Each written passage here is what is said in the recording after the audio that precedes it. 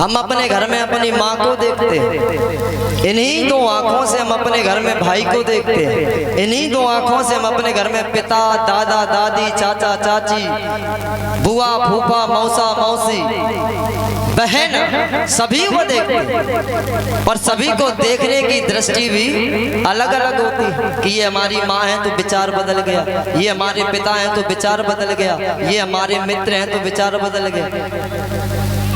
लेकिन इन्हीं आंखों से जब हम पराई बहन बेटियों को निकलता हुआ देखते हैं तो महाराज इन्हीं का नजर और नजरिया बदल जाता है। सच्चे दिल से बताना, क्या जिस नजर से तुम अपने घर में अपनी माँ, बाप, भाई, बहन को देखते हो, क्या उसी नजर से पराई की बहन बेटियों को देखते हो?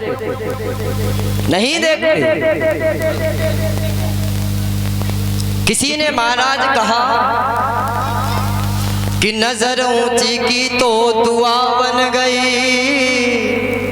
जिस समय हम भगवान का पूजन करते हैं, अर्चन करते हैं, वंदन करते हैं और हाथ जोड़कर नजरों को ऊपर करते हैं तो लोग कहते हैं देखो दुआ कर रहे हैं, निवेदन कर रहे हैं, भगवान से प्रार्थना कर रहे हैं कि नजर ऊंची की तो दुआ बन गई और नजर नीचे की तो हया बन गई। जब उसी नजर को महाराज नीचा कर लेते हैं, यदि कोई जा रहा हो हम उसे देखें और देख करके मुस्कुरा के नजरों को नीचा कर लें तो लोग कहते हैं देखो ये शर्मा गई। कि नजर ऊंची की तो दुआ बन गई और नजर नीची की तो हया बन गई और नजर तिरछी की तो अदा बन गई।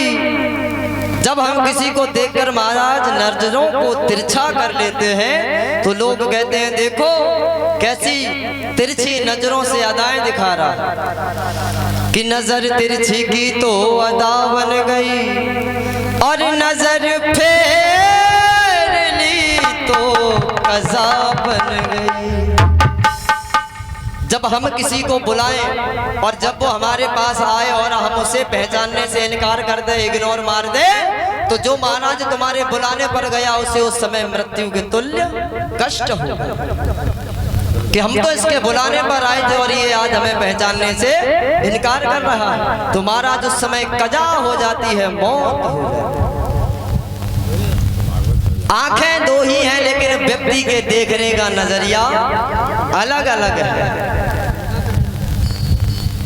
प्रेम से बोलिए गोविंद भगवान की, बोलिए बांके बिहारी लाल की जय। जय श्री राधेश। तो महाराज विरक्ति थे, वैरागी थे, ज्ञानी थे और ब्राह्मण भी थे। प्रशांत आत्मा यानी आत्मा जितना भगवान ने दे दिया उतने में ही संतुष्ट रहते। संतोष